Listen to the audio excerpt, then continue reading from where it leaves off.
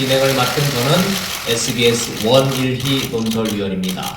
아시다시피 오늘 초청 인사는 미래통합당 황교안 대표입니다. 초청에 응해주신 황 대표님, 참석해주신 전현직 관훈클럽 임원 회원 여러분, 그리고 국회방송과 취재 언론인 여러분 감사합니다.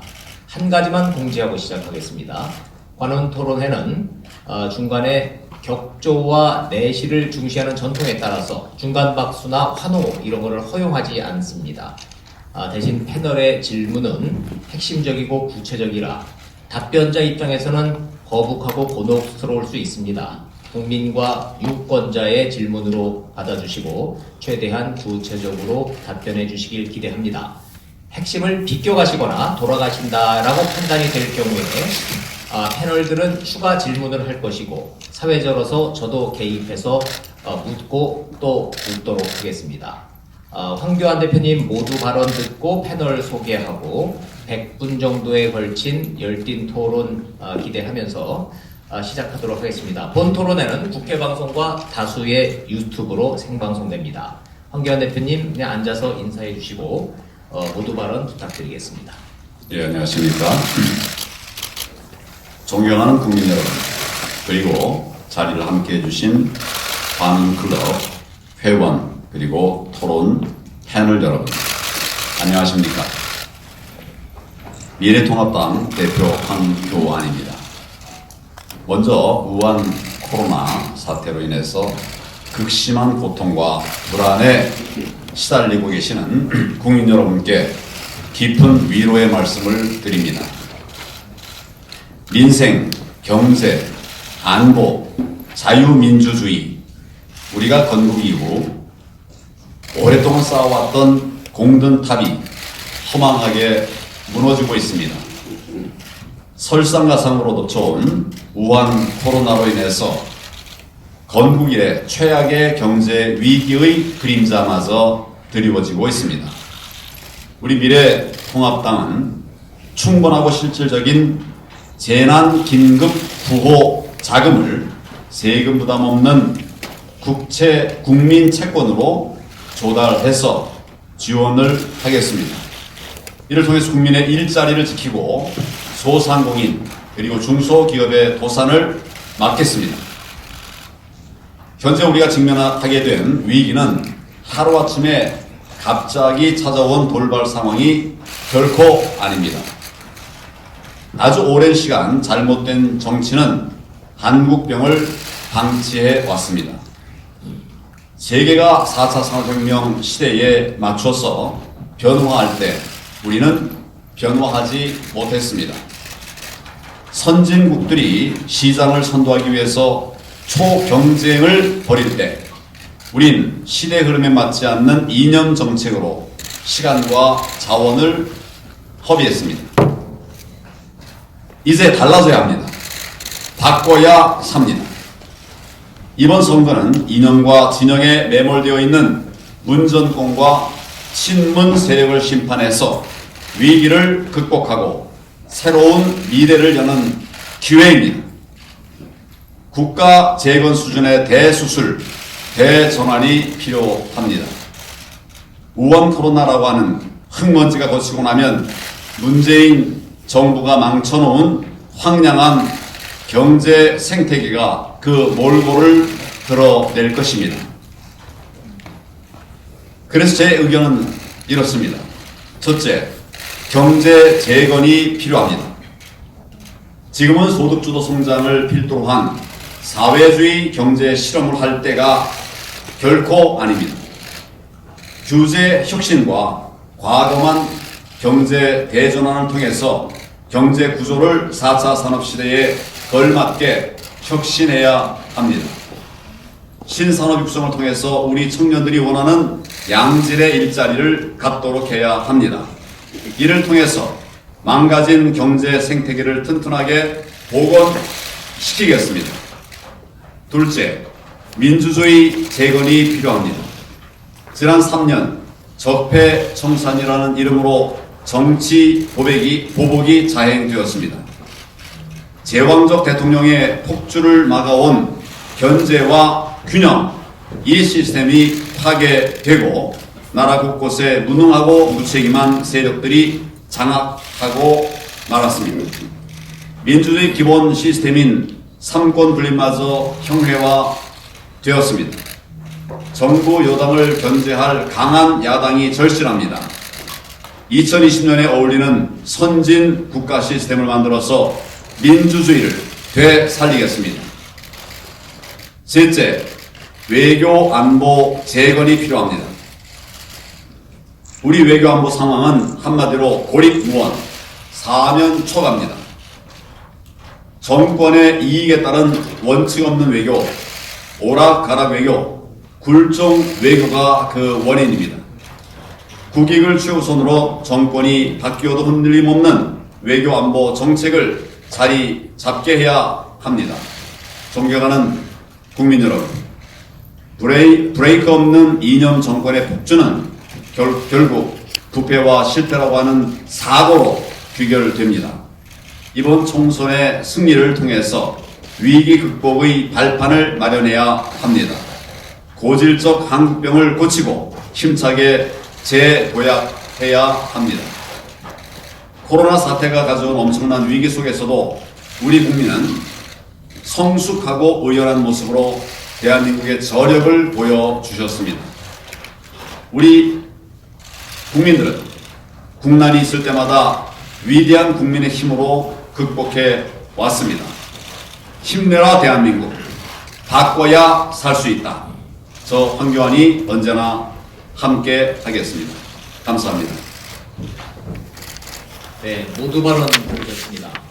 패널 소개하겠습니다. 황교안 대표님 앉아 계신 오른쪽으로 소개를 해드리겠습니다. 맨 오른쪽에 앉아 계시는 내일경제의 이진우 의원, 그 옆에 한결의 신승근 의원, 그리고 제 옆으로 와서 국민일보 태원준 의원, 맨 왼쪽 끝에 서울신문 김미경 의원입니다. 자, 편의상 패널들이 토론의 소주제를 정했습니다. 대표님한테는 미리 전달된 것은 하나도 없습니다. 총선, 공천, 종로선거, 코로나, 경제, 외교 이런 순서로 진행될 예정인데 총 분량이 100분 안팎이다 보니 주제별로는 한 15분 정도로 한정해서 진행을 하고자 합니다. 필연적으로 질문은 좀 20초, 답변은 3분 이내로 제가 제안해서 속도감 있게 진행을 하려고 합니다. 답변이 충분치 않거나 핵심을 비껴가신다 싶으면 사회자로서 개입해서 추가 질문 또 요청 드릴 예정입니다. 플로어 질문도 받습니다. 취재 기자님들도 나 같으면 이런 질문 하겠다라는 게 있으시면 중간에 저희 관훈클럽 임원진 여러분들한테 전달을 해주시면 오른쪽 맨 끝에 앉아 계십니다. 그런 질문 빠졌다 싶은 거 해주시면 제가 10분 정도 할애해서 대신 좀 질문을 좀 해드리도록 하겠습니다. 첫 질문 시작하도록 하죠. 미래한국당 공천과 전체적인 총선에 관련 질문이 준비가 좀 돼 있습니다. 먼저 한결의 신승근 의원부터 시작하시겠습니다. 마이크를 좀 가까이 대시고. 미래통합당 공천과 관련해서 여쭙겠습니다. 어제까지 공천이 대략적으로 완료됐는데 253개 지역구 가운데 호남의 18곳이 아직 공천이 안 됐습니다. 20대 대명이 상당히 미약한 모습인데 왜 이런 결과가 나왔다고 생각하십니까? 자원이 부족했습니다.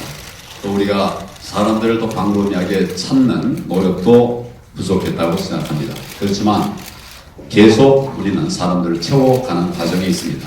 앞으로도 우리가 지역의 구분 없이 폭넓은 곳에서 우리 인재들을 찾는 이런 노력을 계속하겠습니다. 오늘 아침 보도를 보니까 문제 말씀하셨는데 김무성 전 대표 같은 경우 호남에 본인은 나가겠다고 하는데 대표님이 반대해서 못 나간다는 취지의 발언들이나 보도들이 나오고 있습니다. 일각에서는 또 경쟁자라고 반대한다 이런臆測도 나오고 있는데요. 대표님은 김무성 전 대표 호남 출마에 대해서 반대하셨습니까? 아니 반대하셨다면 왜 반대하셨습니까? 억측은 가급적 자제하는 것이 좋겠습니다. 저는 우리 당의 모든 분들과 함께 우리의 미래를 준비하도록 그렇게 해오고 있었습니다. 김무성 대표의 호남 출마에 관해서 호남 진출에 대해서는 여러 이야기들이 있었습니다. 그렇지만 그분의 출신 또 지역이나 그동안의 경력이나 또 해당 지역에서의 활동 상황이나 이런 것들을 종합적으로 볼 때 그것은 국민들이 쉽게 납득하기 쉽지 않은 그런 영역이다. 이런 얘기들이 적지 않았습니다. 그런 뜻을 공관위가 적절한 기회에 물을 때 얘기한 것으로 알고 있습니다.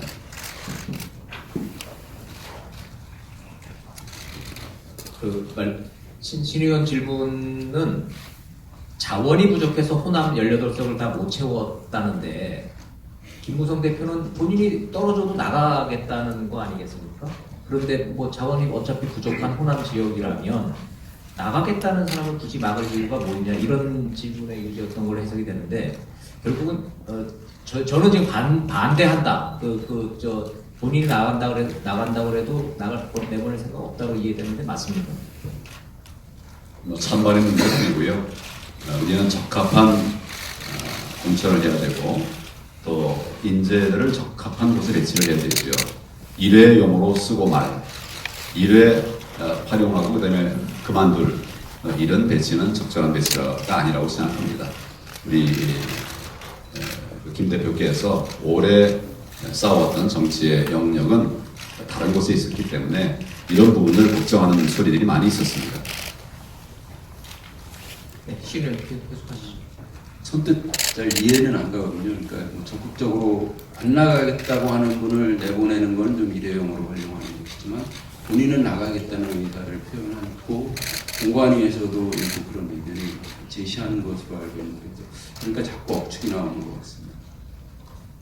말씀드린 것처럼 여러 의견들을 거쳤고 또 뭐 제가 이렇게 나가라 말할 그런 상황도 아니죠. 기본적으로 이제 우리 당의 여러 의견들에 정리된 것을 이제 전달해 줬을 뿐입니다.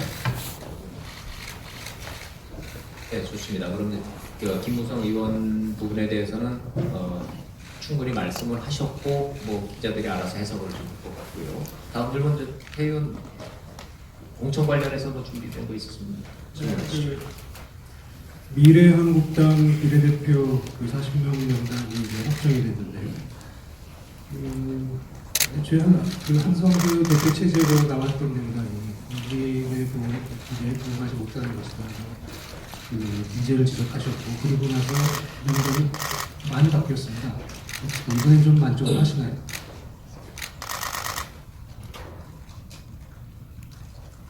충분한 논의가 됐던 자원들을 배치하는 문제에 관한 것이었습니다. 그런 측면에서는 짧은 시간이지만 준비된 자원들을 잘 배치하기 위해서 노력을 했다. 이런 생각을 합니다. 일각에서는 그 공천 명단이 좀 친황 일색으로 바뀐 거 아니냐는 지적도 있는데 어떻게 생각하십니까? 우리 당에는 개파는 없습니다. 친황은 도둑은 없습니다. 앞으로도 친황 만들지 않을 것입니다. 우리 당의 미래를 위해서 필요한 인재들이 어디에 있는가 찾아서 좋은 인재들을 많이 모셔오기 위한 노력을 하겠습니다. 제가 이거 관련해서 좀 추가 하나 해줄게요. 미래한국당이 어쨌건 대표님은 자매정당이라고 그러고 많은 언론들은 위성정당이라고 부르긴 하지만 법적으로 볼 때 명백히 다른 정당이라는 말입니다. 그런데 그렇기 때문에 대표님이 이 애초 명단을 거부하고 이러는 것들에 대해서 과도한 간섭을 넘어서 선거법 위반이다 이런 논란도 있고 정의당은 실제로 대표님을 검찰에 고발한 걸로 알고 있습니다. 이 부분에 대해서는 좀 어떻게 답하십니까? 자매 정당 간에 할 수 있는 합리적인 수준의 논의가 있었습니다. 과도하거나 선 넘은 이런 논의 없었습니다. 가령 대표가 그 당을 원실 대표가 당을 옮기고 하루 만에 대표가 되고 그다음에 공관위원장이 된 분도 백의원 석좌 교수라고 대표님의 특보로 알고 있습니다. 그리고 뭐 어쨌건 애초 명단에서 미래통합당이 인재 영입했던 분 7분이 들어가고 대폭 교체됐습니다. 이런 걸 그러니까 과도하지 않다 아니면 뭐 할 수 있는 선에서 논의가 됐다고 하면 그걸 국민들이 납득할 수 있을까요? 인재풀은 제가 알기로는 미래통합당과 또 미래한국당 큰 틀에서는 인재풀이 크게 다르지 않습니다. 근데 그 중에서 소위 적재적소에 배치하는 과정에 좀 여러 의견들이 있을 수 있죠. 그런 부분의 차이가 있었을 뿐 전혀 생각을 달리하는 사람들이 들어오거나 나가는 이런 것은 아니라고 생각합니다. 법적으로는 아무 문제가 없다고 생각하시나요? 예, 뭐 서로 협의할 수 있는 뭐 다른 당과 협의할 수 있는 거 아니겠습니까? 저희가 충분하게 협의할 수 있는 범위에 협의가 이루어졌다고 생각합니다. 네, 역시 저 미래한국당 비례공천에 대해서도 좀 관심들이 많으셔서 질문이 그쪽에 집중이 되고 있습니다. 김미경 의원, 저 미래한국당 공천 관련해서 질문 있으면 이어나가 주시죠. 당내에 친황이 없다고 얘기하셨는데 저희가 친황의 어떻게 보면 대표 주자로 이해하고 있는 한선교 전 대표께서 우리 한 대표님하고 한 전 대표님하고는 성균관대 1년 선후배로 알고 있습니다. 그만큼 신뢰가 있었다라고 생각을 하고요. 그다음에 당대표 되신 뒤로 사무총장으로 발탁하시기도 했습니다. 이번에 어쨌든 한 전 대표님이 좀 말을 안 들으시고 결국 뒤통수를 때렸다고 보시나요? 아까 말씀드렸다시피 인재는 우리가 큰 틀에서는 거의 공유하는 거 아닌가 싶습니다. 흠사가 없다고 생각하고요. 그 중에서 이제 어떤 사람을 우선 쓸 거냐, 우선 이제 일하게 할 수 있는 것이냐, 이 부분에 관해서는 이제 좀 조금 더 큰 틀의 그림이 있고 또 그와 다른 또 생각이 있을 수 있죠. 이런 부분에 의견 차이가 있었다 이렇게 생각하시면 될 것 같습니다. 예, 관련해서 한성규 전 대표 인터뷰에 보면은 우리 황 대표님께서 박진 전 의원님 그리고 박형준 전 의원님을 비례로 인천하자라고 얘기했는데 그게 거절됐다 이런 얘기를 한 전 대표님께서 하셨습니다. 그런 어떤 이견이 있었다라고 보여지는데요. 도를 넘으신 건 없다라고 얘기하셨습니다. 그럼 어떤 얘기를 나누신 겁니까? 도를 넘은 것이 있었다고 하면 공천의 결과를 보면 알 수 있지 않겠습니까? 제가 뭐 예를 들어서 추천한 사람들이 상당히 되고 그러겠다고 하면 이제 그들이 부족하다고 했지만 그런 정도의 어느 정도 이제 공천이 이루어졌다 이러면 이제 도를 넘는 부분도 있을 수 있다 그렇지만 최초에 이제 그 발표된 이제 영입 결과 이것은 이제 그 처음에 우리 얘기가 되고 가던 이런 부분들과는 차이가 좀 많이 있었습니다. 그 부분에 대한 의견들을 주고받는 과정에서 차이가 있었던 것이죠. 네. 민주당 얘기를 하나 좀 여쭤보겠습니다. 이 더불어민주당도 결국 비례정당을 만들었는데 그쪽에서 만들기로 결정을 했을 때 대표님께서 이건 정치 도의에 맞지 않는다. 꼼수다. 뭐 이렇게 강하게 비판을 하셨거든요. 그렇다면은 미래통합당이 만든 미래한국당은 정치 도의에 만든 거라는 말씀이신지 좀 꼼수가 아니었다고 보시는 건지. 저희의 비례정당은 저희가 만든 비례정당은 민주당과 야합 정당들이 만든 야합 선거법에 대한 대응으로 나온 것입니다.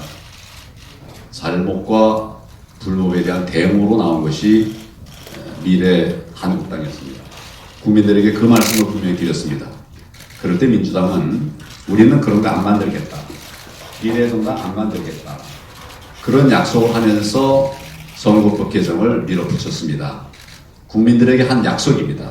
그 약속을 지키지 않고 그 약속이 채 마르기도 전, 그 약속의 잉크가 채 마르기도 전에 이제 비례정당을 만든 것이죠. 이런 부분들은 국민에 대한 명백한 거짓말이고 그리고 약속 위반이다. 또 그 과정에서 같이 일을 했던 4+1 다른 정당과의 약속도 어겨가지고 그 당시 정당들이 반발하는 거 아니겠습니까? 이런 전반들이 결국 정치 도의에 맞지 않는 것이다 라고 하는 것입니다. 저희는 불법과 또 탈법으로 만들어진 선거법에 대응해서 지금 우리가 법으로 할 수 있는 그런 최선의 대책들을 이제 만들어서 추진한 것이 우리 미래 한국당입니다. 그런 측면에서 정치 도의에 맞지 않는다는 그런 말씀을 한 것이지 비례 정당 만든 것 그 자체가 정치 도의에 맞지 않는 것이다. 이것은 아닙니다. 네, 아무튼 지금 국민들은 굉장히 비정상적인 상황이라고 지금 바라보고 있는 거예요. 미래한국당 대표를 심지어 바지 사장이라고 생각하시는 분들도 많은 것 같아요. 한성교 전 대표가 스스로 사퇴하는 모양새였지만 하루아침에 바뀌어버리니까 바지 사장이 말을 안 들어서 다른 바지를 안 친 거 아니냐 뭐 이렇게 지적하시는 분들이 있습니다. 그 부분은 어떻게 답변하시나요? 이제 뭐 먼저 그 미래 한국당은 민주당과 야합정당의 불법과 또 탈법에 의해서 만들어진 연동형 비례대표 선거법에 대한 정당한 대응이었습니다. 그 자체가 비정상은 아니었는데 이제 만들어진 뒤에 여러 이제 그 논의들이 있었고 또 그 과정에서 국민들의 또 걱정을 끼쳐드린 이런 부분들이 있죠. 이런 부분들은 앞으로 유념하면서 우리 당을 운영하고 또 협력을 해나갈 그런 생각입니다. 바지 사장을 세웠느냐 하는 이런 문제에 관해서는 아까 제가 잠깐 말씀드렸습니다만은 바지 사장이라면 어떻게 보면 그 자매정당 간의 협력이 아주 원활하게 됐었어야 되죠. 실제로는 그렇게 원활하게 되지 않은 측면이 있죠. 그것은 바지 사장은 아니었다. 그러니까 정당 안에서도 견해가 다른 이런 분들이 이제 서로 함께 일을 할 수 있는데 그 과정에서 생겼던 불협화음이 일부 있었다. 그렇게 얘기해 주시면 될 것 같습니다. 협력이 안 된 그 한성교 대표는 따로 만나셨습니까? 뭐 자주 만나고 또 통화하고 이야기하는 그런 사이입니다. 경솔했다고 하시고 또 여전히 존경하는 선배라고 얘기를 하셔서 뭐 언론에는 뭐 사과라고 표현이 됐는데 직접 만나셔서 개인적으로 협력이 안 돼서 죄송합니다라고 하는 사과를 받으셨습니까? 그 뒤에 아마 그 전화를 서로 시도했는데 잘 연결되지는 않았습니다. 이런 연결은 되지 않았다는 말씀이시군요. 자, 이게 미래통합당의 비례대표에 대한 그 지난 과정에 대한 질문은 많을 수밖에 없고 여야 모두 비판을 받고 있는 상황이기 때문에 질문이 이어질 수밖에 없는 상황입니다. 미래통합당 얘기, 미래한국당 비례 얘기 여쭤볼 게 많은 것 같은데 이진우 의원 준비된 질문들을 해주시죠. 예, 대표님. 이번 총선에서 미래통합당의 목표 의석은 몇 석입니까? 자매정당인 미래한국당은 몇 석을 기대하고 있습니까? 미래통합당과 미래한국당 합쳐서 과반은 얻어야 된다 이런 생각입니다.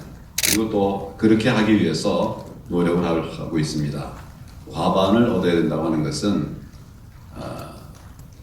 이 정권이 뭐 국민들도 잘 아시다시피 연동형 비례대표제 또 공수처법 반민주 악법이라고 저는 정의합니다만은 이런 법을 밀어붙였습니다.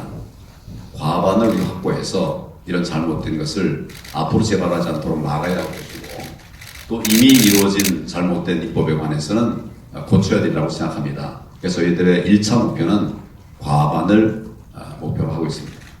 우리 대표님 과반이라고 말씀을 하셨는데 그 최근 보도되고 있는 여론조사 결과를 감안을 하게 되면 다소 낙관적인 건 아니냐 이런 의견이 있을 수 있을 것 같은데 어떻게 생각하십니까? 야구는 9회 말 투아웃부터라는 말이 있습니다. 아직 시간이 많이 남아 있습니다. 국민들께서 아직 뜻을 정하지 않은 분도 많이 있습니다. 이런 분들께서 문재인 정권 심판이라고 하는 큰 아젠다 앞에 뜻을 같이 하시면 얼마든지 과반 이상의 우리가 득표를 할 수 있다 이런 생각입니다. 예, 뭐 관련돼서 추가로 질문 드리겠습니다. 그 통합당 지지자들 중에서는 그 여론조사의 신뢰도에 대해서 의문을 갖는 분들이 꽤 많은 것 같습니다. 그 대표님은 어떻게 평가하십니까? 여론조사를 제대로 하면 거의 현상에 맞는 이런 평가가 되리라고 생각합니다. 그러나 여론조사도 사람이 하는 것이고 또 기준과 지표를 다양하게 넣을 수 있는데 그 과정에서 편차가 생겨날 수도 있습니다. 객관적으로 이해할 수 있는 이런 편차라고 하면 수긍을 할 수 있지만 과거에는 여론조사라는 명목으로 불법 선거운동을 했던 일들이 적지 않았습니다. 그런 우려를 하면서 저희는 여론조사를 보고 있고 다만 여론조사가 선거 한 두세 주 전 또 한 달 전에 나왔던 상당한 정도의 근접한 시기에서의 여론조사 결과들 중에도 나중에 결과가 뒤바뀐 경우가 허다합니다. 저는 사실은 여론조사에 대해서 일희일비할 것이 아니라 국민만 바라보고 끝까지 최선을 다해서 달려가면 국민들께서 선택을 해주시리라 이런 생각합니다. 예, 한 가지 더 여쭙겠습니다. 그 통합당에서도 아마 그 자체 여론조사를 할 텐데요. 우리 대표님이 받아보시는 여론조사 결과는 그 최근 언론을 통해 그 보도되는 결과와 좀 많이 다른가요? 그 여론조사를 유선조사를 하느냐 무선조사만 하느냐 무선조사만 하느냐 아니면 유선조사만 하느냐 무선까지 같이 하느냐 이게 굉장히 큰 변수인 것 같습니다. 그리고 그 모집단이 어떻게 구성되어 있는가 예를 들어서 특정 정당을 지지하던 사람들이 많은 거 뻔한 것이죠. 그리고 인터넷에서 무선전화로 조사하는 것과 또 유선전화로 조사하는 것 사이에도 차이가 많이 있습니다. 그런 점들을 감안해서 판단을 해야 된다고 생각하기 때문에 어떤 여론조사가 믿을 만하냐 믿을 수 없느냐 하는 것은 일률적으로 말씀드릴 수는 없을 것 같고요. 그 내용들을 분석해 봐야 판단이 가능하다고 생각합니다. 제가 관련해서 추가로 하나 여쭐게요. 야구는 조용을 부탁하고 얘기하셨는데 지금까지 쭉 여론조사를 보면 어쨌건 민주당과 미래통합당, 그전당까지 해도 한 번도 이 여론조사를 역전한 적이 없고요. 그러니까 한국에서 비교적 신뢰를 받는 갤럽 지난주 조사만 봐도 민주당이 38%, 미래통합당이 23% 나왔습니다. 한 번도 역전하지 못했고 계속 이런 격차가 유지되고 있는데 그건 그럼 도대체 어떤 이유에서 기인한다고 보십니까? 지난번에 창원 성산에 작년에 보궐선거가 있었습니다. 개표 방송 거의 95%까지 그 당시 우리 한국당 후보가 상당한 정도로 앞서가 있었습니다. 10%, 13% 앞서가다가 마지막 전체 개표 98% 끝나고 마지막 2% 개표하는 과정에서 바뀌었습니다. 역전은 얼마든지 가능하고 국민들의 숨겨진 표가 드러나는 순간은 한순간입니다. 그런 측면에서 초기에 또는 중기에 여론조사 결과가 바뀌지 않는다. 이런 얘기를 할 일은 아닌 것 같고 또 제가 거듭 말씀드리지만 여론조사에 일비할 일은 아니다. 그런 생각을 합니다. 그런 예가 많이 있다는 말씀을 드린 겁니다. 추가해서 하나만 더. 여러 요인이 있을 수 있는데 껄끄러운 말씀일 수 있는데 이런 얘기 들어보셨습니다. 문재인 대통령이 야당복이 있다. 그리고 이거는 해석하기에 따라서 이제 당 지지율이 그렇게 계속 정체되거나 민주당을 추격해서 역전하지 못하는 이유가 결국은 대표님에 대한 실망감의 표현인 것이다. 이렇게 분석하는 사람들이 있습니다. 이런 거에 대해서 좀 어떻게 답하시겠어요? 저는 늘 어려움을 극복하면서 오늘에 왔습니다. 쉽고 또 꽃길을 온 바도 없습니다. 지금도 굉장히 어려운 상황에서 제가 출마를 했습니다. 상대 후보에 비해서 많이 뒤늦었죠. 그리고 또 자유우파 대통합을 위해서 그 시점 때문에 출마 시기를 앞당길 수 없었습니다. 뒤늦게 출발했습니다. 지금 차이를 좁혀가고 있다고 생각합니다. 그리고 그 우리의 결승선은 4.15 총선입니다. 그때 반드시 우리가 승리해서 국민들에게 문재인 정권의 실정을 심판하는 그런 기회를 만들어내실 거라고 생각하면서 국민들 속으로 들어가서 국민과 함께 이번 총선 꼭 이겨내도록 하겠다는 말씀을 드립니다. 종로 선거 잠깐 말씀하셔서 종로 선거는 잠시 뒤에 저희가 집중적인 질문이 준비되어 있으니까 잠시 뒤로 돌리겠습니다. 기희 목표를 말씀하셨으니까 저는 궁금증 해소 차원에서 좀 추가 질문 좀 드리겠습니다. 과반 확보 목적이시면은 최소 150석 목표하신다는 말씀이신 거죠? 그렇습니다. 미래통합당과 합쳐서? 그렇죠. 그 중에 합쳐서 비례로만 얻는 미래한국당에서 몇 석 목표하시는 겁니까? 지금 뭐 그런 부분을 나눠서 다 말씀드리기는 쉽지 않습니다만 통상은 한 20석 내외를 염두에 두고 있습니다. 그보다 더 올리기 위한 이런 노력을 하겠습니다. 지역구 130석, 비례 20석 이렇게 목표를 삼고 계신다는 거네요. 저희는 과반을 목표로 삼고 있습니다.